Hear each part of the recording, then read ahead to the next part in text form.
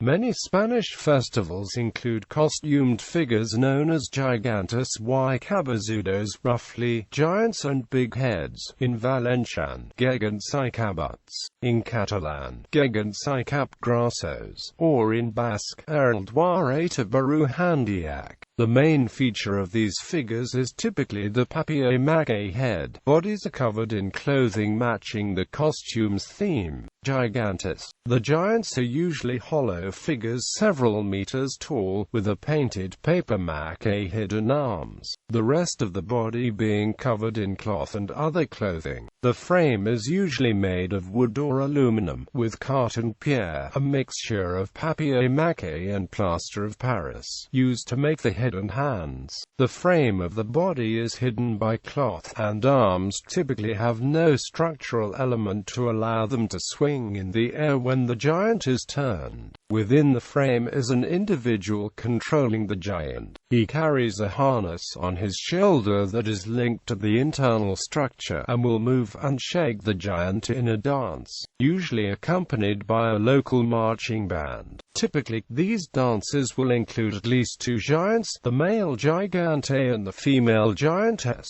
called giganta or gigantona, though some towns have multiple couples. The figures usually depict archetypes of the town, such as the bourgeois and the peasant woman, or historical figures of local relevance, such as a founding king and queen, or pairs of Moorish and Christian nobles. Cabezudos. Cabezudos are smaller figures, usually to the human scale, that feature an oversized carton pierre head. The heads are worn with a matching costume. The person dressed as cabezudo will use one hand to hold his head, while the other hand carries a whip, a pig bladder, used to frighten children or young women. Seeing through the mouth of the head, he will chase after these people, though he might pause to calm a frightened child. As with the giants, the cabezudos typically represent archetypes of the town.